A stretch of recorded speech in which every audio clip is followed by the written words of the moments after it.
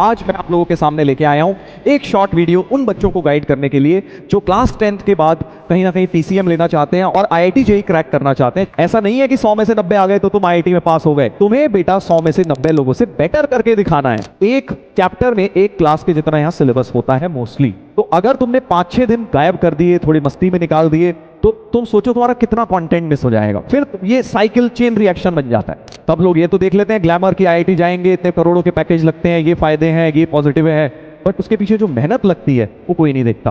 क्या सिर्फ ऑनलाइन पढ़ के सिलेक्शन पॉसिबल है? तो इसका वन वर्ड आंसर है हेलो बच्चों, कैसे हो आप सब लोग? तो आई होप सभी बच्चे बढ़िया हैं जो भी लोग मुझे सुन रहे हैं। और अब भाई सबसे पहले तो क्लास 10th के उन बच्चों की बात की जा रही है जिनका रिजल्ट आ चुका है, बोर्ड्स का रिजल्ट आ चुका है और अब वो 11th में बेटा मूव करने वाले हैं। तो आज मैं आप लोगों के सामने लेके आया हूं एक शॉर्ट वीडियो उन बच्चों को गाइड करने के लिए जो क्लास 10th के बाद कहीं ना कहीं पीसीएम लेना चाहते हैं और अपनी लाइफ को आगे से अभी से प्लान करना चाहते हैं पढ़ाई को लेके, और आईआईटी जेईई क्रैक करना चाहते हैं जिससे वो एक बढ़िया इंजीनियरिंग कॉलेज में एडमिशन पा सकें। ठीक है, तो आज हम बात करने वाले हैं complete road map to crack IIT JEE in 2 years time. That is जो बच्चे जेईई 2027 देंगे, राइट? अभी 2025 चल रहा है, 2 साल हैं अभी आपके पास। अभी आप 11th में आएंगे और अब फिर 12th के बाद आप जेईई देंगे। तो कैसे आपको क्या करना है 2 साल में, कैसे कैसे करना है, थोड़ा सा मैं आपको गाइडेंस दूंगा ताकि बेटा जो आप जर्नी स्टार्ट करने वाले हैं उससे पहले आपको पता रहे एग्जैक्टली क्या दिक्कतें आती हैं, क्या गलतियां लोग करते हैं, ताकि आप बेटा वो गलतियां अवॉइड कर सकें, राइट? चलिए तो स्टार्ट करते हैं। शुरू करने से पहले एक बार मैं बता देता हूं, क्योंकि आप में से बहुत सारे बच्चे शायद मुझसे नहीं पढ़े हो, क्योंकि मैं 11th-12th में ही जनरली क्लासेस लेता हूं, तो मेरा नाम सामने लिखा हुआ है, ठीक है। एंड मैं खुद आईआईटी दिल्ली से पास आउट हूं और खुद मैंने जेईई क्रैक किया हुआ है बेटा, जिस चीज के लिए आप लोगों को मैं बहुत सालों से मैं खुद भी प्रिपेयर करा रहा हूं, खुद किया भी हुआ है। तो मैं आपको जो आज बातें बताने जा रहा हूं वो पर्सनल एक्सपीरियंस से होंगी, साथ साथ बहुत सारे बच्चों को जो मैंने गाइड किया इतने सालों से, देखा है यार उन्होंने क्या गलतियां करी हैं, क्या बढ़िया किया है, तो वो चीजें मैं आज आपके साथ शेयर करूंगा। पूरी स्ट्रैटेजी किस तरह से आपको क्लास 11th में अपनी मैथ्स को लेकर चलना है, ठीक है भाई? तो बहुत मजा आने वाला है, पूरा वीडियो देखिएगा और अंत तक बने रहिएगा। और जरूर एक चीज करिएगा कि लास्ट में आपने क्या सीखा है इस वीडियो से, आपको वो चीज कमेंट सेक्शन में लिखनी है, ताकि एक टेक अवे आपका होना चाहिए और अपने आप से प्रॉमिस करोगे कि सर मैं ये वाली चीज अपने आप से प्रॉमिस करता हूं, ठीक है? चलिए तो स्टार्ट करते हैं भाई। सबसे पहले तो हम ये समझ लेते हैं कि अब जब 10th के बोर्ड एग्जाम हो गए हैं तो life after class 10th board, देखो अभी तक क्या है, अगर आपका रिजल्ट बहुत अच्छा आया है तो बहुत खुशियां चल रही होंगी, बहुत सेलिब्रेशंस चल रहा होगा, घर में होना भी चाहिए। और अगर खराब आया होगा तो थोड़ी डांट पड़ रही होगी, थोड़ा इंट्रोस्पेक्शन हो रहा होगा कि क्यों गलती रह गई, कहां गलती रह गई, क्या दिक्कत आ गई। अब जो भी है, आप चाहे फर्स्ट कैटेगरी में हो या सेकंड कैटेगरी में, अब यार समय आ चुका है उस चीज को से आगे बढ़ने का, मूव ऑन करने का, ठीक है? बहुत अच्छी बात है, आपने अच्छा करा, नहीं करा, जो भी करा बहुत अच्छा है, अब आगे बढ़ जाओ। यहां से अब जर्नी बिल्कुल ही डिफरेंट होने वाली है। देखो क्लास 10th में अगर आपने अच्छा कर लिया ना, तो इसका मतलब आपने एक तरह से प्रूफ दे दिया कि हाँ यार आप मेहनत करने के लिए रेडी हो। मेहनत करी नहीं है अभी आपने बहुत ज्यादा, माइंड यू, अगर आप बहुत हाई परसेंटेज भी ले आए हैं तो आपने ठीक है अपने हिसाब से ठीक करी है, बट जो मेहनत आपको actual real life competitive exams में चाहिए या रियल लाइफ में चाहिए उसके बाद, उसका अभी कुछ फ्रैक्शन ऑफ पार्टी आपने किया है। अपनी एज के हिसाब से आपने बहुत अच्छा किया है, बट अब आप एक्चुअल कॉम्पिटिशन के लिए समझ लीजिए रेडी हैं। और जो बच्चे नहीं भी कर पाए, आप इसको एक दूसरा मौका लीजिए। देखो ऐसा बिल्कुल भी नहीं होता कि जेईई में या नीट में अगर आपको सिलेक्शन चाहिए तो 10th के बोर्ड मार्क्स बहुत ही अच्छे होने चाहिए, ऐसा कुछ नहीं है। मैंने अपने सामने ऐसे बच्चे देखे हैं जो 10th बोर्ड में टॉपर्स थे और येट उनका आईआईटी मेंस तक नहीं क्लियर हो पाया, और ऐसे भी बच्चे देखे हैं जो 10th बोर्ड में 80% में थे, जैसे कि मेरे जैसे बच्चे, और उन्होंने भी आईआईटी बेटा क्लियर कर लिया। ऐसे बहुत होते हैं। 70s वालों को भी इनफैक्ट देखा है कि 2 साल में टर्न अराउंड कर दिया, बिल्कुल डेडिकेशन और डिटर्मिनेशन से, अपने मेहनत इतनी करी कि भाई सब कुछ पीछे छूट गया, ठीक है? तो 10th बोर्ड को यहां पर अब फुल स्टॉप कहने का समय आ चुका है बेटा। 10th की चीजों को, अच्छी मेमोरीज याद रखिए, बट याद ये भी रखिए कि अब आगे आने वाली जर्नी ज्यादा इंपॉर्टेंट है। पीछे जो हो गया उसी के बारे में सोच सोच के समय नहीं व्यतीत करना है, चाहे अच्छा हुआ चाहे खराब हुआ। अब आगे सोचना है हमें कि आगे क्या करना है, ठीक है? तो आगे क्या करना है, सबसे पहले तो मैंने आपको पहला पॉइंट कवर कर दिया, 90% प्लस है तो वो भी आपको कुछ गारंटी नहीं करता, और ना ही अगर आपके 60-70% है तो ये बोलता है कि आप नहीं कर सकते बेटा, आप तब भी कर सकते हैं अगर एफर्ट करने के लिए रेडी हो। दूसरा point, 10th board result not good, can I still clear JEE, ये बात भी मैंने, दोनों पॉइंट्स एक साथ मैंने कवर कर ली हैं, ठीक है?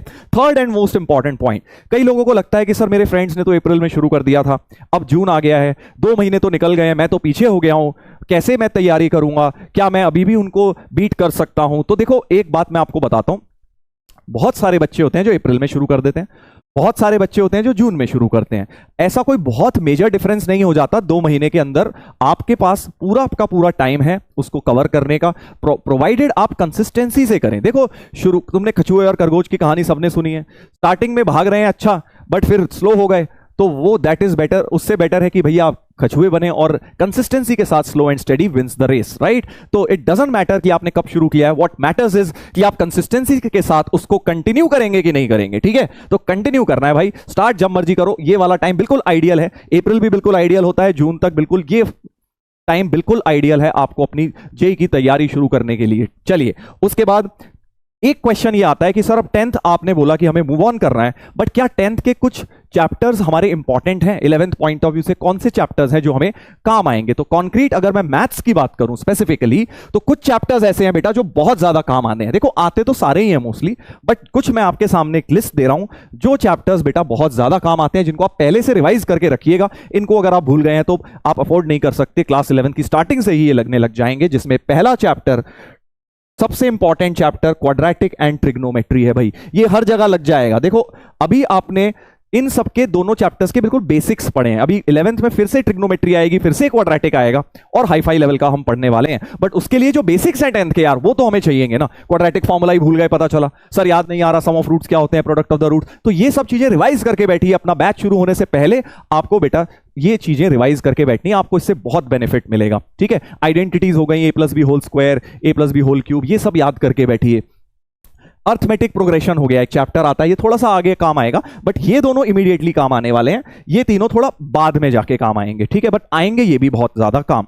ज्योमेट्री के चैप्टर हो गए, coordinate geometry, even triangles and circles भी आपको आगे जाके काम आने वाला है। साथ में एरियाज रिलेटेड टू सर्कल, ये स्टार्टिंग से ही काम आने लग जाएगा। तो नंबर 1 प्रायोरिटी पे इसे रिवाइज करिए, नंबर 2 इसे, नंबर 3 इसे, बाकी वो दोनों 4, 5 पे रिवाइज करिए। तीनों चैप्टर्स, ये वाले तीनों चैप्टर्स आपको रिवाइज करके ही क्लास 11th का श्री गणेश करना है, ठीक है बेटा। अपना बेसिक लेवल का, सर कहां से रिवाइज करें, जो किताब तुमने करी है 10th में, एनसीईआरटी थी, जो तुम करते थे, जो मर्जी तुम्हारे पास है, उससे रिवाइज करके बैठ जाओ और अपनी 11वीं की जर्नी को स्टार्ट करिएगा, ठीक है। चलिए, तो 10th के टॉपिक्स मैंने आपको बता दिए जो आपको आने चाहिए। अब कुछ ऐसी बातें कर लेते हैं, कुछ ऐसे कॉमन क्वेश्चंस जो आपके माइंड में आ रहे होंगे। देखो क्वेश्चन तो बहुत होंगे तुम्हारे, ये मैंने सामने 5 ही लिखे हैं, बट होंगे तुम्हारे पास बहुत सारे जिनका हम आंसर रेगुलर क्लासेस में टाइम टू टाइम आपको सही समय पे करते जाएंगे, ठीक है। बट कुछ क्वेश्चंस मैं आपके पास ले लेता हूं। जैसे फर्स्ट क्वेश्चन जो मोस्ट कॉमन होता है 10th से 11th में आने के बाद, कि सर हमने इतना ज्यादा देखा हुआ है, सुना हुआ है कि आईआईटी बहुत टफ है, आईआईटी में इतने लाखों बच्चे बैठते हैं, इतने कम का सिलेक्शन होता है,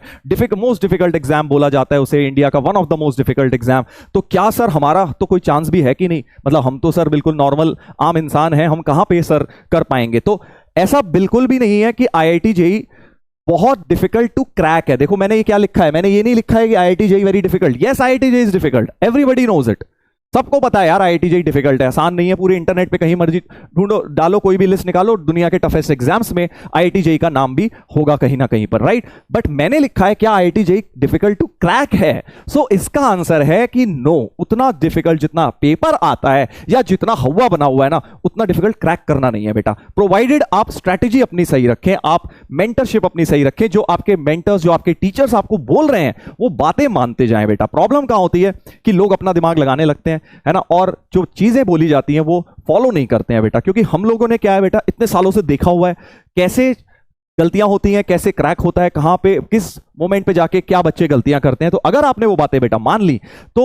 जेईई क्रैक करना उतना मुश्किल नहीं है। जेईई की तैयारी शुरू करना जितना आसान है, खत्म नहीं करते ना उतने लोग। तो प्रॉब्लम बस वहां आ जाती है, आपको एक ही वर्ड बोलूंगा, कंसिस्टेंसी के साथ लगे रहना है, जो चीजें बोली जाएं वो फॉलो करती जानी है। और अगर वो तुम करते गए तो तुम खुद बोलोगे कि सर आईआईटी उतना भी डिफिकल्ट नहीं था क्रैक करना जितना बोला जाता है, ठीक है। उसकी जर्नी थोड़ी सी डिफिकल्ट होती है, आईआईटी क्रैक करना उतना डिफिकल्ट नहीं होता है बेटा, ठीक है। चलिए उसके बाद दूसरा क्वेश्चन कि सर ठीक है आईआईटी उतना डिफिकल्ट नहीं है बट थोड़ा तो है ही, बट मैं तो सर उतना इंटेलिजेंट हुई नहीं, मैं कैसे करूंगा, मैं बोर्ड में ही अच्छा नहीं कर पाया, या मेरे से ऊपर तो 95, 98, 99 वाले इतने बैठे हैं, मैं कैसे क्रैक कर लूंगा। तो अगेन द आंसर इज बेटा आप कर सकते हैं, अगर आप मेहनत और डेडिकेशन अपना दिखाएं पूरे 2 साल, तो आप, मैं ये मानता हूं हिंदुस्तान में कोई ऐसा बच्चा नहीं है जो आईआईटी क्रैक नहीं कर सकता। सर ये भी कोई बात हुई? डेफिनेटली ये बात बिल्कुल मैं मीन करके बोल रहा हूं बेटा। आजकल का जो पेपर आता है ना, वो it is not just about raw talent कि आपको कितने आप शार्प हैं, क्या करेंगे। आप अगर मेहनती है ना, तब भी आप बेटा सिलेक्शन पा सकते हैं। हाँ, अगर मेहनत ही नहीं करनी और उतना सर हम एक्सेप्शनल टैलेंट भी नहीं है, फिर थोड़ी ना होगा। तो अगर इन दोनों में से एक क्वालिटी भी है, मतलब हार्ड वर्क तो देखो नॉन नेगोशिएबल है, वो तो होना ही चाहिए, एक नहीं दोनों क्वालिटी होनी चाहिए। और अगर इनमें से सिर्फ हार्ड वर्क है, तब भी आपका सिलेक्शन हो जाएगा बेटा, ठीक है। तो आप ये बात मान के रखिए, अगर आप रेडी हैं बेटा हार्ड वर्क करने के लिए, तो आपका सिलेक्शन कोई रोक नहीं सकता, ठीक है। तो ये बात भी मैंने आंसर कर दी कि भाई अगर आप अपने आप को किसी से कम आंकते हैं तो बिल्कुल बंद करो यार ऐसा सोचना, आप बेस्ट हैं ये सोच के चलिए, कोई दिक्कत नहीं है। नहीं प्रूव कर पाए फर्स्ट टाइम, हम नहीं उतने अच्छे मार्क्स ला पाए, अब लेकर आएंगे, ठीक है। पावर ऑफ मैनिफेस्टेशन लाइए, पॉजिटिव थिंकिंग की बात ही कुछ और होती है बेटा। जब मैं कर सकता हूं ना, मैं तो अपना एग्जाम्पल लेता हूं, मैंने तुम्हें बताया मैं 80% वाला बच्चा था 10th क्लास तक, ठीक है। बट देन मैंने मैनिफेस्टेशन करी, मैंने देखा अपने आप को कि यार मैं आईआईटी में बैठा हूं, मैं करूंगा, मैं क्यों नहीं कर सकता जब बाकी लोग कर सकते हैं, इंडिया के इंसान ही तो हैं जो करते हैं, तो हम क्यों नहीं कर सकते, ठीक है। तो वो मैनिफेस्टेशन लाइए, डेली अपने आप को पॉजिटिव रखिए, आपका भी सिलेक्शन होगा, ठीक है। उसके बाद थर्ड एक बहुत कॉमन क्वेश्चन आता है कि सर ठीक है हम करने के लिए भी रेडी हैं, हमने मान लिया कि हम कर सकते हैं, बट कैसे करें? क्या ऑनलाइन से सिर्फ हो सकता है? 10th तक तो हम पढ़ लिए ऑनलाइन से, कोचिंग भी गए, क्या सिर्फ ऑनलाइन पढ़ के सिलेक्शन पॉसिबल है? तो इसका वन वर्ड आंसर है बिल्कुल पॉसिबल है बेटा, और मैं आपको उसको लॉजिकली भी प्रूव कर दूंगा कैसे पॉसिबल है। देखो ऑनलाइन में क्या नेगेटिव है, बस ये है कि आपको हम देख नहीं पा रहे और आपके ऊपर कोई डायरेक्ट चेक नहीं है, प्रेशर नहीं है। बट अगर आप वो चीज इंश्योर कर लें कि यार आप काम डेडिकेटेडली करेंगे, कंसिस्टेंसी के साथ करेंगे, तो ऑनलाइन से बेटर कोई चीज नहीं है, क्योंकि इसमें आपको टेक्नोलॉजी के माध्यम से हम बहुत बेटर आउटपुट दे सकते हैं बेटा। आपको जैसे रिकॉर्डिंग्स मिल जाती हैं, आप कभी मर्जी रिवीजन करिए, आपको नोट्स मिल जाते हैं, आपको टेस्ट मिल जाते हैं, आपको एआई के थ्रू डाउट सॉल्विंग मिल जाती है, और बहुत सारी फीचर्स आपको पता है पीडब्ल्यू ऐप पर आपको मिल जाती हैं। तो अगर आप पढ़ने के लिए रेडी हैं, अगर आप डिसाइड कर चुके हैं कि सर मैं पढ़ने के लिए रेडी हूं, अगर आपको उसके लिए पुश नहीं चाहिए कि अरे सर हमने मोबाइल तो खोल लिया बट सर अब हम तो यूट्यूब देखेंगे, या हम तो सर शॉर्ट्स देखेंगे, रील्स देखेंगे, वो गलत हो जाएगा। अगर तुम डेडिकेटेड हो पढ़ने के लिए, तो ऑनलाइन से बैठे बैठे सिलेक्शन क्या, तुम टॉप 100 टॉप 50 में बेटा रैंक्स भी ला सकते हो। सिर्फ तुम्हें डिसाइड करना है कि तुम्हें क्या करना है, ठीक है। तो वो बातें हम धीरे धीरे करेंगे, कैसे हमें उन सब डिस्ट्रैक्शन से दूर रहना है, ये बातें हमें बैच में भी आपको सिखाएंगे। But short answer is yes, absolutely सिर्फ ऑनलाइन पढ़कर भी पॉसिबल है, सिर्फ ऑफलाइन पढ़कर भी जैसे पॉसिबल है वैसे सिर्फ ऑनलाइन पढ़कर भी पॉसिबल है बेटा, ठीक है। बच्चों ने किया है, बहुत सारे बच्चे इनफैक्ट करते हैं हर साल। और उसके बाद एक क्वेश्चन ये भी आता है कि सर अब हम 11th में आ गए हैं, तो कुछ बच्चे तो डमी स्कूल लेते हैं या कुछ रेगुलर लेते हैं। पहला तो क्वेश्चन यही होता है कि सर रेगुलर लें या डमी लें, तो इसका भी आंसर मैं आपको दे देता हूं। हालांकि देखो डमी जो स्कूल होता है, डमी क्या मतलब, रेगुलर स्कूल वाले बच्चों को आप ये समझ लीजिए कि थोड़ा समय कम मिलता है। रेगुलर मतलब जिन्हें डेली जाना पड़ता है, डमी का मतलब जिन्हें थोड़ा सा रिलैक्स्ड अटेंडेंस, बहुत ज्यादा जाने की जरूरत नहीं पड़ती है, तो उनके पास समय ज्यादा है। अगर आप देखो अगर पॉसिबल है ये वाला ऑप्शन आपके लिए करना, तो ये बेटर है फॉर श्योर, क्योंकि इसमें सेल्फ स्टडी का टाइम बहुत ज्यादा मिल जाएगा, आपको इतना समय मिल जाएगा कि आप घर बैठ के बहुत टाइम निकाल सकते हैं। हाँ, रेगुलर में अपने कंस्ट्रेंट्स होते हैं कि भाई आपको टाइम मैनेजमेंट बहुत इंपॉर्टेंट हो जाता है, उसमें एक एक मिनट का आपको दिन में टाइम टेबल बना के ध्यान रखना है।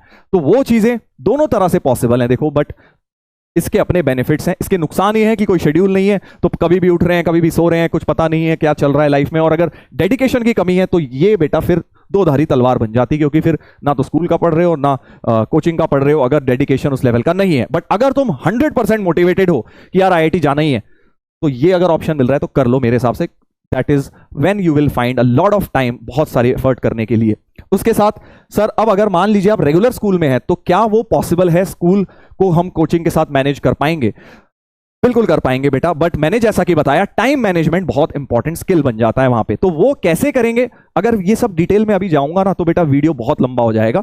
इन शॉर्ट मैं आपको इन क्वेश्चंस का आंसर दे रहा हूं कि यस इट इज पॉसिबल। कैसे पॉसिबल होगा वो बैच में रेगुलरली हम बातें करते जाएंगे, ठीक है। वो आपको समय समय पे हम गाइडेंस देंगे, अब ये करो, अब ऐसे करो, अब वैसे करो, आपको बस वो सारी बातें माननी है, तो आपको ये कोई भी प्रॉब्लम्स नहीं आएंगी, ठीक है। ये हमारा वादा है आपसे। चलिए, तो ये कुछ कॉमन क्वेश्चंस है। अब इसके अलावा भी मुझे पता है बहुत क्वेश्चंस आ रहे होंगे, सर कौन सी बुक लें, सर क्या करें, क्या, वो सब बातें आपको बैच में बताई जाएंगी, ठीक है, उसके लिए आप निश्चिंत रहिए। बाकी आपके जो भी क्वेश्चंस हैं वो सब बैच के अंदर हम आंसर करेंगे धीरे धीरे जैसे जैसे समय आता रहेगा। ठीक है, स्टार्टिंग में आपको कुछ नहीं खरीदना है, सिर्फ और सिर्फ स्टार्ट करना है क्लासेस, वहां जाके हम आपको सब कुछ बता देंगे। चलिए, तो ये कुछ कॉमन क्वेश्चंस हो गए भाई, और अब इसके बाद आ जाते हैं 11वीं को स्टार्ट करते हैं। अब हम करेंगे 11वीं को स्टार्ट, और क्या चीजें हमें याद रखनी है बेटा 11th स्टार्ट करते वक्त। चलिए, तो सबसे पहले सबसे इंपॉर्टेंट चीज देखो, होता क्या है ना, 10th में जब हम होते हैं कहीं ना कहीं इर्रेगुलर स्टडीज भी हमें आउटपुट दे देती हैं। मतलब कि अगर आपने 4 दिन पढ़ लिया, फिर 6 दिन छुट्टियों पे चले गए, फिर आके तुमने दोबारा से स्कूल गए तो थोड़ा बहुत मेहनत करी, 1-2 घंटे लगाए, समझ आ गया और गाड़ी दोबारा से पटरी पर आराम से आ जाती थी क्लास 10th में। थोड़े दिन पढ़े, थोड़े दिन नहीं पढ़े, फिर थोड़े दिन पढ़ लिए, ऐसे करते करते तुम्हारी गाड़ी फिर भी चलती रहती थी, और लास्ट में ज्यादा पढ़ाई कर ली, रिवीजन अच्छा कर लिया तो बोर्ड में नंबर अच्छे आ गए। ऐसा भी चल जाता है, ठीक है। बट 11th में बेटा ये नहीं चलेगा। बहुत बहुत इंपॉर्टेंट बात बता रहा हूं कि 11th में सबसे इंपॉर्टेंट है कि आपको रेगुलर एक अपना शेड्यूल बना के रखना है। तुम्हें टेस्ट के लिए नहीं पढ़ना है कि बोर्ड आने वाला है, यूटी आने वाला है, चलो अब पढ़ लेता हूं, अब कर लेता हूं, नहीं, तुम्हें डेली तैयारी करनी है ताकि तुम हमेशा प्रिपेयर्ड रहो टेस्ट के लिए। अगर आपने 3-4 दिन छोड़े, बीच में गायब कर दिए, अपने कुछ नहीं पढ़ाई करी, चले गए कहीं, मिस कर दी क्लासेस, तो बेटा कैच करना बड़ा मुश्किल हो जाता है, क्योंकि यहां everything is so much linked. इतना सारा कंटेंट होगा, जितना जनरली टीचर्स क्या कहते हैं, तुमने सुना होगा कि 10th में जितना पूरा सिलेबस है उसमें उतना एक चैप्टर में पढ़ा दिया जाता है तुम्हें जनरली 11th के अंदर। ठीक है, तो डरना नहीं है, वो कैसे पढ़ाना है वो हमारे ऊपर है बेटा, उसे कैसे इजी लगवाना है वो हमारे ऊपर है। बट तुम्हारे से हम बस ये एक्सपेक्ट करते हैं कि यार अगर हम तुम्हें इतना कंटेंट देने वाले हैं तो भाई कम से कम तुम रेगुलर क्लासेस तो करो, कम से कम अपना शेड्यूल तो एक रेगुलर बना के रखो, कम से कम 4-5 दिन 10 दिन के लिए गायब तो मत हो जाओ कि पता चला सर अब हम जागे हैं दोबारा से, फिर बेटा आप रेस में बहुत पीछे हो जाएंगे। बिकॉज याद रखिएगा 10th और 11th में सबसे बड़ा डिफरेंस क्या होता है। 10th में तुमने देखा अभी रिजल्ट्स आए, बहुत सारे बच्चे इंडिया में खुश हैं, 90% आ रहे हैं, किसी के 95 आ रहे हैं, 97, 98, सब खुश हैं, बहुत बढ़िया।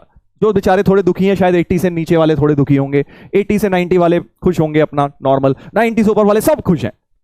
याद रखना, अब IIT JEE या कॉम्पिटिटिव एग्जाम्स में सारे 90% वाले भी खुश नहीं होने वाले, क्योंकि एक रिलेटिव एग्जाम है बेटा। ऐसा नहीं है कि 100 में से 90 आ गए तो तुम IIT में पास हो गए, तुम्हें बेटा 100 में से 90 लोगों से बेटर करके दिखाना है। So it's a relative exam, इसको बोलते हैं रिलेटिव, कि आपको एब्सोल्यूट टर्म्स में 100 में से 90 नहीं लाने, आपको 100 में से 90 लोगों से बेटर करना है।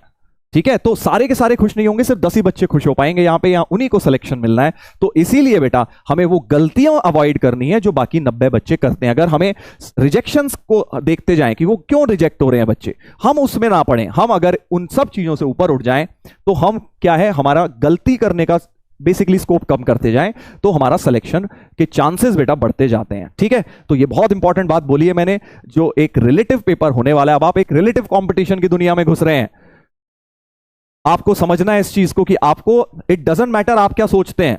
आप क्या सोचते हैं, सर इतना कैसे पढ़ूंगा मैं, तो मत पढ़ भाई, कोई और पढ़ लेगा, वो आ जाएगा फिर टॉप 10 में, उसका सिलेक्शन हो जाएगा, तेरा नहीं होगा। तो आइडिया इज कि आपको समझना है कि क्या रिक्वायरमेंट है इस चीज की, और उस रिक्वायरमेंट के अंदर आपको खड़े उतरना है, उसमें कोई गलती नहीं करनी है बेटा, कम से कम गलतियां करनी है। ठीक है, चलिए उसके बाद दूसरी चीज जो 11th में आपको बहुत इंपॉर्टेंट ध्यान रखनी है, जैसा कि मैंने बताया कंटेंट बहुत ज्यादा है, तो थ्योरी बहुत ज्यादा होगी, ट्रिक्स बहुत ज्यादा होंगी, फॉर्मुलेज बहुत ज्यादा होंगे, तो अपने हाथ से बनाए हुए नोट्स आपको जरूर बनाने हैं। चाहे जितना ही तुम्हें उसमें आलस आए, लगे टाइम वेस्ट है, वो टाइम वेस्ट नहीं है। आपको रिवीजन के टाइम इतनी हेल्प होगी उसमें कि आपको विश्वास नहीं हो पाएगा, क्योंकि आपको 2 साल का सिलेबस पढ़ के देना है जेईई का एग्जाम। तो सोचो, जो आज तुम पढ़ रहे हो 2025 में, तुम्हें उसे 2027 में भी याद रखना है, रिवीजन करना है, तब कहां से पढ़ोगे? सर वीडियो देख लूंगा, वीडियो देखने से नहीं होता, अपने बनाए हुए नोट्स से, अपनी ट्रिक्स, आपने कुछ कुछ छोटा छोटा लिखा हुआ अपनी राइटिंग में, वो सब चीजें बहुत काम आती हैं बेटा आपको। इसलिए इन शॉर्ट नोट्स बनाने हैं अपने पूरे के पूरे, जो जैसे टीचर हम आपको स्लाइड्स देंगे, पीपीटीज देंगे, उसके थ्रू आपको अपनी राइटिंग में नोट्स जरूर बनाने हैं। ये गलती मत कर देना कि सर हम तो पीपीटीज में से ही रिवीजन कर लेंगे, ये नहीं करनी है आपको। ठीक है, कोई कारण है आपको बताया जा रहा है। तो अगला 3 नोटबुक स्ट्रैटेजी आपको अपनानी है। मैथ्स के अंदर आपको बेटा 3 नोटबुक्स बनानी है, ये मैं फर्स्ट लेक्चर में भी आगे आपको बताऊंगा। एक होगी जहां पे आप अपने नोट्स बनाएंगे ये वाले, एक होगी जहां होमवर्क करेंगे, प्रैक्टिस, खूब सारी प्रैक्टिस करनी है भाई, देखो हमें बहुत क्वेश्चंस लगाने हैं। और थर्ड होगा रफ नोटबुक, जहां पे आप एक तरह से अपना दिमाग लगा रहे हैं, कुछ सोच रहे हैं, कैलकुलेशन रफ कर रहे हैं, तो वो आपकी रफ नोटबुक हो जाएगी। ये आप बहुत अच्छी क्वालिटी की बनाएं, नोट्स वाली मोटी सी बनाएं, ताकि वो आपका 2 साल तक लास्ट करे। इवन ये वाली बुक भी, ये रफ नोटबुक आप थोड़ा हल्की क्वालिटी की भी बना सकते हैं। देखो मैं छोटी छोटी बातें बता रहा हूं बिकॉज ये बहुत ज्यादा मैटर करने वाली है आगे जाके। जो इन छोटी छोटी बातों पर ध्यान देगा, जो ये मानेगा, वो उनका ही सिलेक्शन होगा बेटा, क्योंकि 90% चीजें तो सब मान लेते हैं, जो 10% चीजें हैं ना, वही तो डिफरेंस क्रिएट करने वाली है यहां पे, क्योंकि पेपर क्या है, रिलेटिव पेपर है बेटा। तो जो बच्चे प्रॉपर तैयारी के साथ, स्ट्रेटेजी के साथ जाएंगे, उनको एज मिल जाता है आईआईटी जेईई के अंदर, ये बात ध्यान रखिएगा। तो ये बात 3 नोटबुक्स की हो गई। उसके बाद मैंने एक तरह से क्या बोला है आपको, सिंपल, जो मैं 3-4 बार ऑलरेडी बोल चुका हूं कि ऑल इन ऑल अगर आप क्लास 11th में बेटा कंसिस्टेंसी रखेंगे, रेगुलरिटी रखेंगे, तो आपका सिलेक्शन रोक ही नहीं सकता कोई। ऐसा है ही नहीं कि भाई पॉसिबल नहीं है, आराम से होगा फिर, तुम देखना, अगर तुमने 2 साल कंसिस्टेंसी रखी तो बेटा पढ़ाई में। देखो क्लास 10 तक ये होता है कि हम एक्स्ट्रा करिकुलर्स भी करते हैं, सारी चीजें हम होलिस्टिक के लिए हम भी बोलते हैं क्लास 10 तक के बच्चों के लिए कि भाई सब चीजों पे ध्यान दो। बट अब होता क्या है ना बेटा, जब 10 से 11th पे आते हो ना, तो अब आप स्पेशलाइजेशन कर रहे हो चीजों का। 10th तक आपको थोड़ी थोड़ी सब चीजें कराई गई, थोड़ी सी पढ़ाई, थोड़ा सा खेलकूद, थोड़ा सा एक्स्ट्रा करिकुलर्स, ताकि आपका एक होलिस्टिक डेवलपमेंट हो। बट अब अगर आप आईआईटी जेईई या नीट या कॉम्पिटिटिव एग्जाम्स की तैयारी में घुस रहे हैं, तो आप इन डेप्थ घुस रहे हैं बेटा, बहुत ज्यादा एफर्ट करना है। तो अब खुद सोचो, जब एक चीज में बहुत एफर्ट करना है, तो क्या बाकी चीजों के लिए टाइम उतना निकाल पाओगे? नहीं निकाल पाओगे ना। अगर निकालोगे तो इसमें उतना इन डेप्थ जा ही नहीं पाओगे, आप ऊपर ऊपर से पढ़ाई कर पाओगे। तो अगर तुम बेटा कॉम्पिटिटिव एग्जाम्स के लिए जेन्युइनली सीरियस हो, तो थोड़ा मैच्योरिटी अपने अंदर लाओ। 2 साल के लिए तुम्हें अपनी पढ़ाई के अंदर ही 100% लाइफ देनी पड़ेगी। सर आप ये क्या कह रहे हो, हम क्या खेलेंगे नहीं, कूदेंगे नहीं? नहीं, थोड़ा बहुत टाइम निकालिए, बट उतना नहीं निकाल सकते जितना 10th तक निकालते थे।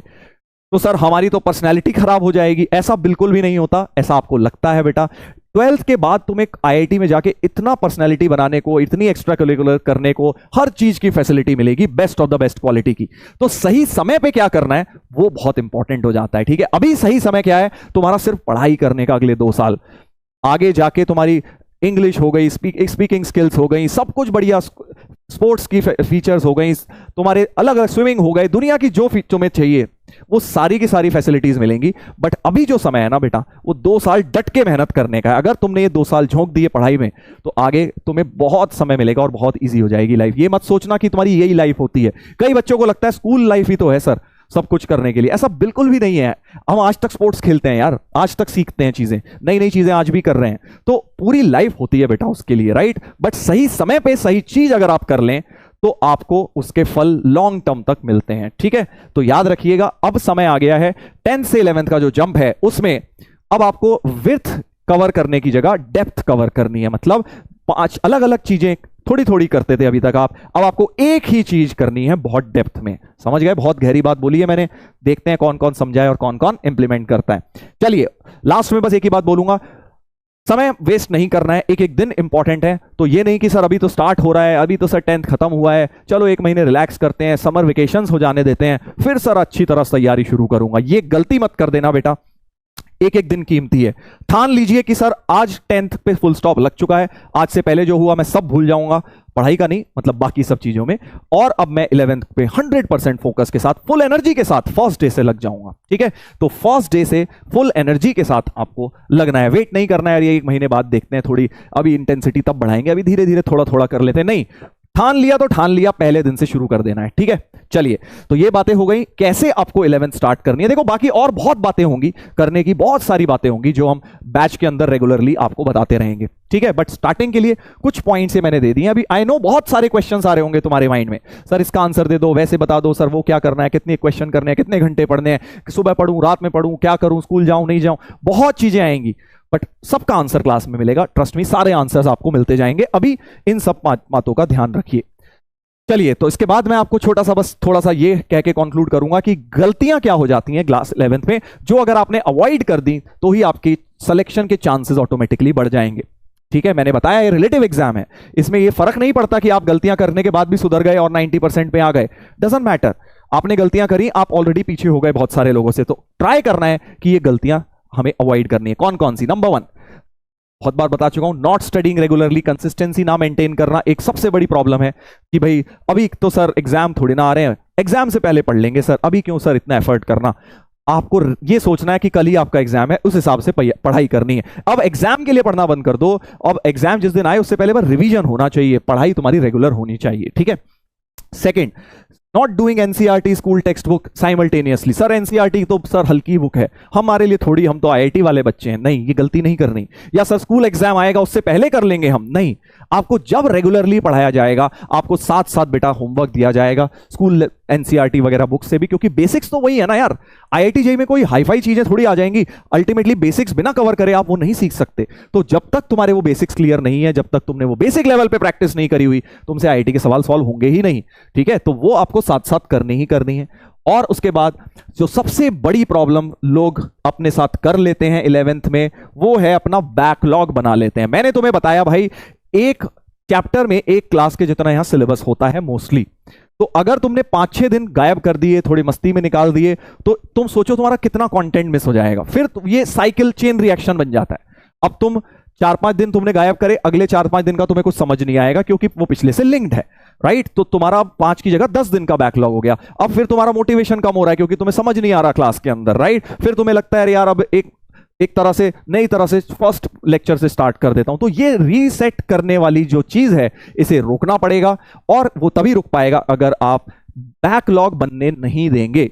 आप अपने आप से बेटा ये प्रॉमिस करिए कि मैं as far as possible backlog नहीं बनने दूंगा या नहीं बनने दूंगी। मैं कोशिश करूंगा कि यार कम से कम चीजें मेरी मिस हो। कभी कभार समझ आता है, तबीयत खराब है, कुछ इमरजेंसी आ गई है, मिस करना पड़ रहा है, बट उसको भी कोशिश करिए जल्दी से जल्दी कवर करने की, राइट। तो बैकलॉग अगर तुमने नहीं बनने दिया तो वैसे ही 80% जनता से आगे निकल जाओगे 11th में, बता रहा हूं मैं तुम्हें। तुम्हारे को क्या करना है, तुम्हें सिंपल सी बात है, तुम्हें टॉप 10%, टॉप 5% में पहुंचना है। उसके लिए क्या है, तुम्हें कुछ कुछ चीजें अवॉइड करते जानी है। तो पहली गलती अवॉइड होनी है कि अगर तुम क्लास 11th में बैकलॉग बनने दोगे तो तुम 80% में नीचे पहुंच गए, बट अगर तुमने बैकलॉग नहीं बनने दिया तो तुम ऑटोमेटिकली टॉप 20 में तो आ गए हैं, ठीक है। तो अपने को ये स्ट्रेटेजी सोचनी है कि क्या क्या चीजें करके हम टॉप 5% में पहुंच सकते हैं। तो नंबर 1, नो बैकलॉग, ठीक है। और नंबर 2, रेगुलर स्टडीज अपने को करनी है।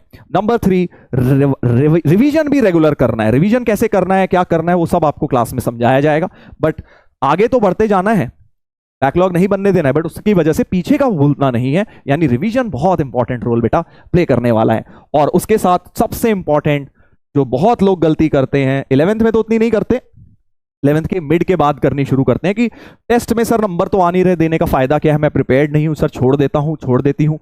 टेस्ट्स को रेगुलरली देना है। ये बात मैंने अर्जुना के लॉन्च वाले दिन भी बहुत ज्यादा स्ट्रेस करी थी कि भाई टेस्ट से इंपॉर्टेंट कुछ नहीं है, क्योंकि अल्टीमेटली जिसके लिए आप तैयारी कर रहे हैं वो एक टेस्ट ही है। तो जो चीजें क्लास में नहीं सीख सकते वो तुम टेस्ट में सीखते हो, जैसे कि क्वेश्चन छोड़ना, कौन सा क्वेश्चन करना है, स्पीड, एक्यूरेसी, नेगेटिव मार्किंग को कैसे मैनेज करना है, बहुत सारी स्किल्स होती हैं बेटा। तो टेस्ट चाहे आप प्रिपेयर्ड हैं, चाहे नहीं है, चाहे नंबर आ रहे हैं, नहीं आ रहे, आपको अपने आप से ये भी प्रॉमिस करना है कि रेगुलर टेस्ट आपको देने हैं। और साथ साथ रेगुलर प्रैक्टिस तो ऑब्वियसली करनी ही करनी है, उसके बिना तो सिलेक्शन होगा ही नहीं। तो खूब सारे क्वेश्चंस प्रैक्टिस करने हैं। देखो, अगर तुमने 2 चीजें इंश्योर कर ली, अगर मैं इन सब चीजों को, बहुत सारी बातें बता दी आज सर, 2 बातें बता दो बस। सबसे पहले तुम इंश्योर करो कि तुम बैकलॉग नहीं बनने दोगे, और दूसरी चीज ये इंश्योर करो कि तुम प्रैक्टिस खूब सारी करोगे, तो तुम ऑटोमेटिकली ना 10% में तो पहुंच गए। बस ये समझ लो, 10% में तुम पहुंच गए ऑटोमेटिकली 2 काम करने से ही। अब तुम्हें बस 10 के अंदर कैसे 5% में पहुंचना है, टॉप रैंक्स लाने के लिए, वो सोचना है, ठीक है। तो 2 बातें अगर आप ये भी मान लेंगे ना, तब भी 10% में पहुंच जाएंगे। सर इतना आसान है तो बाकी लोग क्यों नहीं करते? क्योंकि बेटा इसमें मेहनत लगती है और सब लोग मेहनत करने के लिए रेडी नहीं होते हैं। सब लोग ये तो देख लेते हैं ग्लैमर की, आईआईटी जाएंगे, इतने करोड़ों के पैकेज लगते हैं, ये फायदे हैं, ये पॉजिटिव है, बट उसके पीछे जो मेहनत लगती है वो कोई नहीं देखता, ठीक है। तो वो मेहनत करने को अगर आप रेडी हैं तो आप बेटा कर लेंगे, ठीक है। चलिए, तो ये बातें हो गई। बाकी इसके अलावा जो भी बातें हैं हम क्लास के अंदर करेंगे। तो अगर पूरी चीज का कंक्लूजन दूं, वैसे तो मैंने 2 बातों में दे ही दिया है कंक्लूजन, उसके अलावा भी अगर 2 बातें आपको मैं और बोलूं कि सबसे पहले आपको कंसिस्टेंट रहना है। कंसिस्टेंट के अंदर सब कुछ आ गया कि रेगुलर क्लासेस बनानी है, नो बैकलॉग होना है, टेस्ट देने हैं, प्रैक्टिस रेगुलर करनी है। कंसिस्टेंट वर्ड बहुत छोटा है बट इसके अंदर बहुत बड़ी बातें छुपी हुई हैं, ठीक है। और साथ में सबसे ज्यादा इंपॉर्टेंट कि जो मेंटर्स आपने सेलेक्ट किए हैं, जिन पे ट्रस्ट किया है बेटा, आप उनकी बातें मानिए, तभी तो आपका सिलेक्शन होगा। यहां पर जैसा कि बताया मैंने, गेम इज रिलेटिव। फर्क नहीं पड़ता कि आप क्या सोच रहे हैं, आपको लगता है वो आपके लिए सही है, बट शायद आपके लिए वो सही है ही नहीं, आपके टीचर्स को आपसे बेटर पता है। तो जो आपके टीचर्स आपकी बात कहेंगे आपको माननी है, जैसे कि आप पहले मानते आए हैं बेटा। फाउंडेशन में जब आप थे तो आप अपने टीचर्स की बात मानते आए हैं, यहां पर भी आपको टीचर्स की बात माननी पड़ेगी। यहां थोड़ी मुश्किल होंगी बातें मानना, बट माननी पड़ेगी क्योंकि उसमें ही तुम्हारी भलाई है।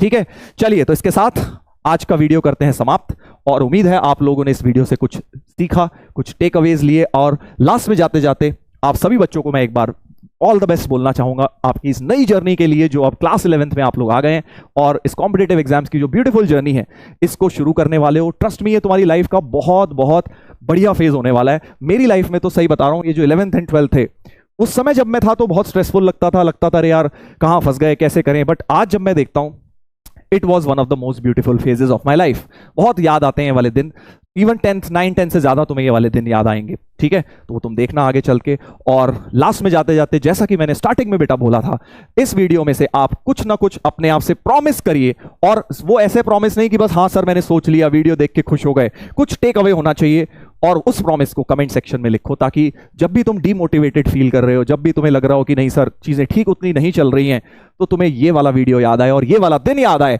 जिस दिन तुमने बेटा अपने आप से ये वादा किया था। ठीक है, चलिए तो मुलाकात होगी बेटा बैच के अंदर। आई होप आप लोगों ने इस वीडियो में कुछ ना कुछ टेक अवे जरूर लिया है। चलिए तो मिलेंगे बैच के अंदर। थैंक यू सो मच बच्चों, take care, bye bye and love you all.